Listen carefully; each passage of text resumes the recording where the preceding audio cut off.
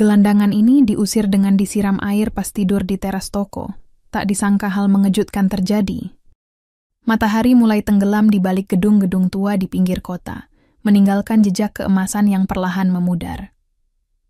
Di bawah lampu neon yang berkedip-kedip, sebuah toko kelontong sederhana bernama Toko Jaya tampak ramai oleh pelanggan sore. Itu Pak Joko, pemilik toko, sibuk melayani pembeli dengan senyum yang biasa ia pakai sebagai alat dagangnya. Namun, di balik keramahan itu, ada satu hal yang terus mengganggu pikirannya belakangan ini. Di depan tokonya, tepat di bawah naungan atap sempit yang menutupi trotoar, seorang wanita tunawisma sering terlihat tidur. Wanita itu bernama Bu Siti. Setidaknya, itulah nama yang ia dengar dari beberapa tetangga yang kasihan padanya.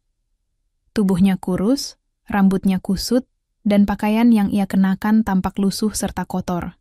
Ia selalu membawa tas plastik besar yang berisi barang-barang tak jelas, dan setiap malam ia akan merebahkan tubuhnya di atas tikar tipis yang sudah usang. Pak Joko tidak pernah benar-benar peduli pada nasib Bu Siti.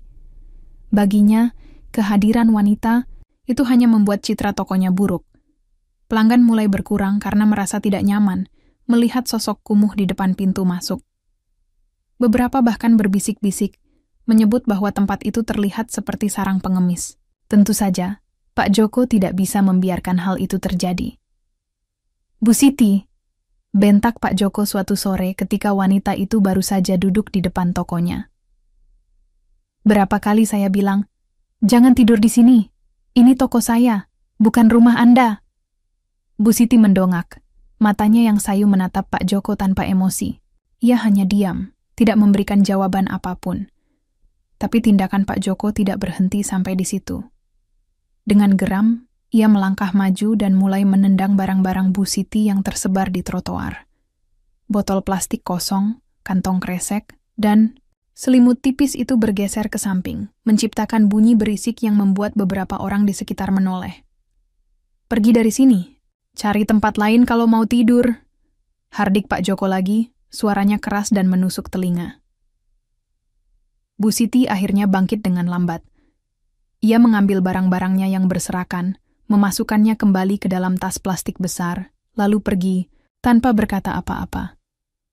Langkah kakinya tertatih-tatih, seperti membawa beban yang terlalu berat untuk tubuhnya yang ringkih. Beberapa orang yang melihat kejadian itu hanya menggelengkan kepala, tapi tidak ada yang berani berkomentar. Mereka tahu betapa keras kepala Pak Joko jika sudah marah. Setelah Bu Siti pergi, Pak Joko kembali ke tokonya dengan wajah puas. Ia merasa telah melakukan hal yang benar.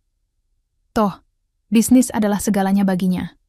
Apa pedulinya dengan seorang tunawisma yang tidak memiliki uang untuk membeli barang dagangannya? Pikiran itu terus menguatkan hatinya, meskipun ada sesuatu yang samar-samar mengganjal di dalam dirinya. Namun, malam itu, saat toko sudah tutup dan jalanan mulai sepi, Pak Joko duduk di kursi goyang di belakang tokonya. Matanya tertuju pada trotoar kosong di depan toko. Tanpa alasan yang jelas, ia merasa hampa. Ada sesuatu yang hilang, meskipun ia tidak tahu apa itu. Hembusan angin dingin menyapu wajahnya, membawa aroma debu dan aspal basah. Pak Joko menarik napas panjang, lalu menggelengkan kepala. "Apa yang harus kupikirkan?" gumamnya pada diri sendiri. "Dia cuma pengemis. Aku tidak punya waktu untuk urusan seperti itu." Namun, di balik kata-kata itu, ada benih penyesalan yang mulai tumbuh. Meskipun masih sangat kecil, ia tahu bahwa suatu hari nanti, benih itu akan memaksa dirinya untuk melihat dunia dengan cara yang berbeda. Malam semakin larut. Suara jangkrik dan deru angin menjadi satu-satunya teman Pak Joko di dalam tokonya yang sudah tutup. Ia sedang duduk di kursi belakang, menikmati segelas teh hangat sambil memeriksa buku kas harian. Namun, pikirannya tidak sepenuhnya fokus pada angka-angka di depannya. Sesekali matanya melirik ke arah jendela kecil yang menghadap ke trotoar depan toko. Tempat itu kini kosong, tanpa sosok Bu Siti yang biasanya terbaring di sana. Seharusnya lebih tenang sekarang, gumam Pak Joko pelan, mencoba meyakinkan dirinya sendiri.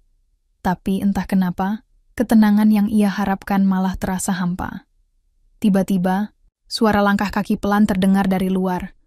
Awalnya, Pak Joko tidak terlalu memperhatikan. Mungkin hanya orang lewat atau tetangga yang pulang larut malam. Namun, sesaat kemudian, suara itu berhenti tepat di depan tokonya. Rasa penasaran mendorongnya untuk bangkit dari kursi dan mengintip dari balik tirai jendela. Di bawah sinar lampu jalan yang redup, Pak Joko melihat sesosok pria misterius. Pria itu mengenakan jaket hitam dengan tudung kepala yang menutupi wajahnya. Gerakannya sangat hati-hati, seperti sedang berusaha tidak menarik perhatian. Ia tampak sedang memilah-milah barang-barang yang ditinggalkan Bu Siti di trotoar tadi sore. Apa yang dia lakukan? Desis Pak Joko merasa curiga. Instingnya sebagai pemilik toko langsung bekerja. Barang-barang di depan tokonya mungkin tidak berharga, tapi siapapun yang berani menyentuhnya tanpa izin adalah ancaman bagi wilayahnya. Pria itu kemudian mengeluarkan sebuah dompet tua dari tumpukan barang-barang Bu Siti. Dengan cepat, ia membuka dompet itu dan mulai memeriksa isinya. Melihat hal itu, amarah Pak Joko langsung menyala. "Maling!" bentaknya keras, sambil membuka pintu belakang toko. Pria itu tersentak kaget. Ia langsung berdiri dan mencoba kabur. Tetapi dalam kepanikannya, ia menjatuhkan dompet itu ke tanah. Langkahnya terburu-buru, dan dalam beberapa detik, ia sudah menghilang di balik tikungan jalan. Pak Joko menghela napas panjang, merasa lega karena pria itu tidak sempat masuk ke tokonya. Namun, saat pandangannya jatuh pada dompet yang tergeletak di trotoar, rasa penasarannya kembali muncul. Ia mengambil dompet itu dan membawanya masuk ke dalam toko. Di bawah cahaya lampu, Pak Joko mulai memeriksa isi dompet tersebut. Tidak ada uang tunai, hanya beberapa kartu identitas yang sudah usang dan sepasang foto lama. Salah satu fotonya menunjukkan seorang wanita parubaya yang ia kenali sebagai Bu Siti, bersama seorang anak kecil yang tampak ceria. Di balik foto itu ada tulisan tangan yang membuat Pak Joko terdiam. "Untuk Raffi, semoga kamu bisa hidup lebih baik dariku." Kalimat itu sederhana, tapi penuh makna. Pak Joko merasakan sesuatu yang aneh menyelimuti dadanya. Siapa Raffi? Apakah anak kecil dalam foto itu? Dan apa maksud dari kalimat yang terdengar begitu penuh harapan sekaligus kesedihan? Pikiran-pikiran itu mulai berkecamuk dalam benaknya. Untuk pertama kalinya, ia merasa bahwa Bu Siti bukan sekadar pengemis biasa. Ada cerita di balik wajah lelah dan tubuh kumalnya. Tapi cerita apa? Keesokan harinya setelah toko buka, Pak Joko memutuskan untuk mencari tahu lebih banyak tentang Bu Siti. Ia mulai bertanya kepada para pelanggan dan tetangga sekitar. Beberapa dari mereka mengenal Bu Siti, meskipun tidak terlalu dekat. "Bu, Siti itu dulunya guru SD di desa sebelah," kata seorang ibu tua yang sering membeli sayuran di tokonya. "Tapi beberapa tahun lalu, ada banjir besar yang menghancurkan rumahnya. Keluarganya hilang semua, termasuk anaknya." Pak Joko terdiam mendengar cerita itu. Hatinya mulai terasa berat. Ia ingat bagaimana ia memperlakukan Bu Siti hanya sebagai gangguan, tanpa memahami latar belakangnya. Betapa dangkalnya pandangannya selama ini. "Anaknya? Raffi, ya?" tanyanya pelan, mencoba memastikan. Ibu itu mengangguk. "Ya, Raffi. Anaknya meninggal dalam banjir itu. Sejak itu, Bu Siti tidak pernah sama lagi. Dia kehilangan segalanya." Pak Joko merasa sesuatu yang dingin merayap di punggungnya. Ia membayangkan betapa sulitnya kehidupan Bu Siti setelah kehilangan keluarga dan tempat tinggalnya. Betapa beratnya harus hidup di jalanan, tanpa tujuan yang jelas, hanya dengan kenangan tentang anaknya yang telah tiada. Sore itu, Pak Joko duduk di kursi goyangnya lagi, memandangi dompet tua di tangannya. Pikirannya dipenuhi oleh bayangan Bu Siti yang tertunduk lesu, tas plastik besar di pundaknya, dan tatapan matanya yang kosong namun penuh cerita. Ia mulai merasa bersalah atas perlakuannya terhadap wanita itu. "Kenapa aku tidak melihatnya sebelumnya?" gumamnya pelan, suaranya terdengar seperti bisikan penyesalan. Benih penyesalan itu kini mulai tumbuh lebih kuat. Pak Joko tahu bahwa ia tidak bisa memutar waktu dan memperbaiki kesalahannya. Tapi ia juga tahu bahwa ia masih memiliki kesempatan untuk melakukan sesuatu. Pertanyaannya sekarang adalah, apa yang harus ia lakukan? Malam itu, Pak Joko tidak bisa tidur. Pikirannya dipenuhi oleh bayangan Bu Siti dan cerita tragis di balik kehidupannya. Ia terus memandangi dompet tua yang masih ia pegang erat-erat, seolah benda itu bisa memberikan jawaban atas semua pertanyaan yang menghantuinya. Foto Raffi dan tulisan tangan Bu Siti terus terngiang dalam benaknya. "Kenapa aku begitu keras padanya?" gumam Pak Joko. Suaranya bergetar. "Apa aku sudah terlalu buta oleh ego dan keuntungan?" Pertanyaan-pertanyaan itu membuatnya gelisah. Untuk pertama kalinya dalam hidupnya, ia merasa bahwa uang bukanlah segalanya. Ada sesuatu yang lebih besar, lebih mendalam, yang selama ini ia abaikan. Kemanusiaan. Keesokan paginya, Pak Joko memutuskan untuk mencari Bu Siti. Ia meninggalkan tokonya sejenak, sesuatu yang jarang ia lakukan karena biasanya ia sangat protektif terhadap bisnisnya. Namun, kali ini ada dorongan kuat dalam dirinya untuk menemukan wanita itu. Ia ingin meminta maaf. Ia ingin tahu apakah masih ada kesempatan untuk menebus kesalahannya. Pencarian itu tidak mudah. Ia mulai dari tempat-tempat yang sering dikunjungi tunawisma di sekitar kota. Taman umum, halte bus yang sepi, bahkan lorong-lorong sempit di belakang pasar. Setiap kali ia melihat sosok yang mirip Bu Siti, hatinya langsung berdebar-debar, tapi ternyata bukan dia. Setelah beberapa jam tanpa hasil, Pak Joko akhirnya bertemu dengan seorang pria tua yang tampaknya juga hidup di jalanan. Pria itu duduk di bawah pohon besar di taman kota, mengenakan jaket lusuh dan topi usang. Dengan ragu-ragu, Pak Joko mendekatinya. "Pak, maaf mengganggu. Apakah Bapak kenal seorang wanita bernama Bu Siti?" Tanyanya sopan, berusaha menahan rasa cemasnya. Pria itu menatapnya sejenak, lalu mengangguk pelan. "Bu Siti? Ya, saya kenal dia. Kenapa Bapak mencarinya?" Aku punya sesuatu miliknya. Dompetnya," kata Pak Joko, menunjukkan dompet tua itu. "Aku ingin mengembalikannya." Pria itu tersenyum tipis, seolah tahu betapa pentingnya dompet itu bagi Bu Siti. Bu Siti sering tidur di dekat stasiun kereta tua. Coba cari di sana.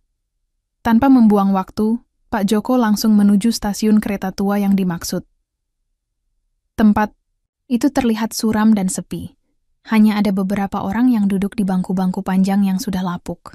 Tapi setelah beberapa saat mencari, ia akhirnya melihat sosok yang ia cari-cari. Bu Siti duduk di sudut stasiun. Tubuhnya bersandar pada dinding bata yang dingin. Tas plastik besar yang selalu ia bawa tergeletak di sisinya. Matanya tertutup, tampak lelah, tapi wajahnya tetap tenang meskipun penuh kerutan yang menggambarkan perjuangan hidupnya. Pak Joko mendekat dengan langkah ragu. Ia takut jika Bu Siti akan marah, atau bahkan menolaknya. Namun, ketika wanita itu membuka mata dan melihat siapa yang datang, ia hanya diam, tidak bereaksi apapun.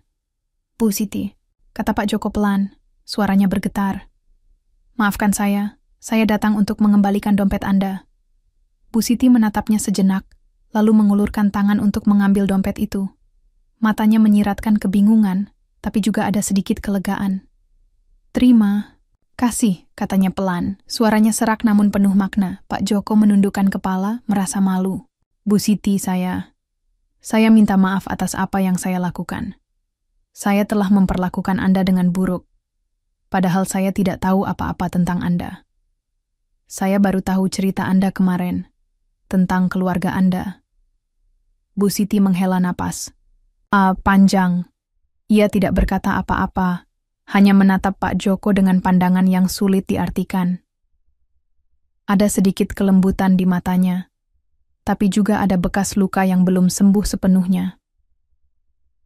"Saya tahu Anda tidak bermaksud jahat," kata Bu Siti, akhirnya. "Tapi kadang-kadang, kita harus melihat lebih dalam daripada apa yang terlihat di permukaan." Pak Joko merasa seperti ditampar oleh kata-kata itu. Ia tahu bahwa Bu Siti benar. Selama ini, ia hanya melihat Bu Siti sebagai pengganggu, tanpa mencoba memahami apa yang ia alami. Ia merasa begitu kecil di hadapan wanita itu. "Bu Siti, saya ingin menebus kesalahan saya," kata Pak Joko dengan nada tulus. "Saya ingin membantu Anda. Apa ada yang bisa saya lakukan?" Bu Siti tersenyum tipis, seolah tidak terbiasa menerima kebaikan dari orang lain. "Anda sudah mengembalikan dompet saya. Itu sudah cukup." Namun, Pak Joko tidak puas dengan jawaban itu. Ia merogoh sakunya dan mengeluarkan sejumlah uang. "Ini untuk Anda. Mungkin bisa membantu untuk makan atau apapun yang Anda butuhkan." Bu Siti ragu sejenak, tapi akhirnya menerima uang itu. "Terima kasih," katanya lagi. Suaranya terdengar lebih hangat kali ini. Sebelum pergi, Pak Joko menatap Bu Siti dengan penuh rasa hormat. Ia tahu bahwa penyesalannya tidak akan hilang begitu saja, tapi setidaknya ia telah mengambil langkah pertama untuk menebus kesalahannya. Beberapa hari setelah pertemuannya dengan Bu Siti di stasiun tua, Pak Joko merasa ada sesuatu yang belum selesai.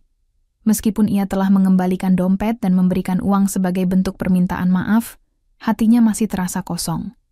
Ia tahu bahwa penyesalan tidak cukup hanya dengan kata-kata atau tindakan kecil. Ia ingin melakukan lebih untuk Bu Siti, lebih untuk dirinya sendiri, dan lebih untuk orang-orang di sekitarnya. Setiap pagi, Pak Joko mulai mencari-cari keberadaan Bu Siti di dekat toko, di stasiun kereta tua, bahkan di tempat-tempat yang biasanya ia hindari seperti lorong-lorong sempit dan sudut-sudut kota yang terlupakan. Namun Bu Siti seolah lenyap di telan bumi. Tidak ada jejaknya sama sekali. Beberapa tunawisma yang ditemuinya mengatakan bahwa mereka juga sudah lama tidak melihatnya. "Mungkin dia pindah ke tempat lain," kata salah satu tunawisma yang dikenal sebagai Bang Ali. "Atau mungkin dia sudah menyerah." Kata-kata itu membuat hati Pak Joko semakin berat. Ia tidak bisa membiarkan Bu Siti pergi begitu saja tanpa kesempatan untuk menebus kesalahannya. Setiap malam, ia berdoa agar bisa bertemu lagi dengan wanita itu. Ia tahu bahwa ini bukan hanya tentang Bu Siti, tapi juga tentang dirinya sendiri. Tentang bagaimana ia bisa menjadi manusia yang lebih baik. Akhirnya, suatu sore, saat hujan rintik-rintik mulai turun, Pak Joko melihat sosok yang sangat dikenalnya. Di bawah pohon besar di taman kota, Bu Siti duduk sendirian. Tubuhnya basah oleh air hujan. Tas plastik besarnya tergeletak di sampingnya, tampak lebih usang dari sebelumnya. Pak Joko langsung berlari mendekat, membawa payung yang ia bawa dari toko. "Bu Siti," serunya, suaranya penuh kelegaan. Bu Siti mendongak, matanya tampak lelah namun tetap tenang. "Pak Joko," katanya pelan, suaranya nyaris tenggelam oleh deru hujan. "Kenapa Anda di sini?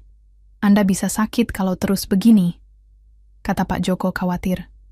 Ia membuka payungnya dan melindungi Bu Siti dari hujan. "Aku tidak punya tempat lain untuk pergi," jawab Bu Siti. Suaranya datar, namun menyiratkan kesedihan mendalam. Pak Joko merasa sesuatu yang panas menyengat di dadanya. Ia tidak bisa membiarkan Bu Siti hidup seperti ini. Ia harus melakukan sesuatu yang lebih besar daripada sekadar memberikan uang. "Bu Siti, saya ingin Anda bekerja di toko saya," kata Pak Joko tiba-tiba, suaranya penuh keyakinan. "Bu," Siti menatapnya dengan mata terbelalak. "Apa?" "Ya, Anda bisa bekerja di toko saya. Saya butuh bantuan untuk membersihkan toko, mengatur barang-barang, dan melayani pelanggan. Anda pasti bisa melakukannya," lanjut Pak Joko dengan nada meyakinkan. Bu Siti terdiam sejenak, seolah tidak percaya dengan apa yang baru saja ia dengar. "Tapi, kenapa Anda mau membantu saya? Saya cuma seorang tunawisma." "Karena saya salah, Bu Siti," potong Pak Joko cepat. "Saya salah memperlakukan Anda. Saya salah menilai Anda. Dan saya ingin menebus kesalahan itu. Lagi pula saya yakin Anda adalah orang yang baik. Anda layak mendapatkan kesempatan kedua." Air mata mulai membasahi pipi Bu Siti. Ia tidak pernah menyangka bahwa seseorang akan memberikan kesempatan seperti ini padanya. Setelah beberapa saat, ia akhirnya mengangguk pelan. "Baiklah, terima kasih Pak Joko." Pak Joko tersenyum lega. Ia membantu Bu Siti berdiri, dan membawanya kembali ke tokonya. Malam itu, ia memberikan ruang kecil di belakang toko untuk Bu Siti tinggali sementara. Ruangan itu memang tidak besar, tapi cukup nyaman untuk melindunginya dari dingin dan hujan. Beberapa minggu kemudian, kehidupan di Toko Jaya mulai berubah. Bu Siti ternyata sangat cekatan dalam membantu pekerjaan di toko. Ia rajin membersihkan rak-rak, mengatur barang dagangan, dan bahkan mulai berinteraksi dengan pelanggan. Senyumnya yang hangat dan sikapnya yang ramah membuat banyak pelanggan merasa nyaman. Namun, perubahan tidak hanya terjadi pada Bu Siti. Pak Joko juga mulai berubah. Ia tidak lagi hanya fokus pada keuntungan semata. Ia mulai membuka hatinya untuk hal-hal yang lebih penting. Empati, kebaikan, dan hubungan dengan sesama manusia. Ia bahkan mulai membuka program donasi makanan untuk tunawisma dan keluarga kurang mampu di sekitar toko. Ini semua ide Bu Siti, kata Pak Joko kepada para pelanggan yang bertanya tentang program tersebut.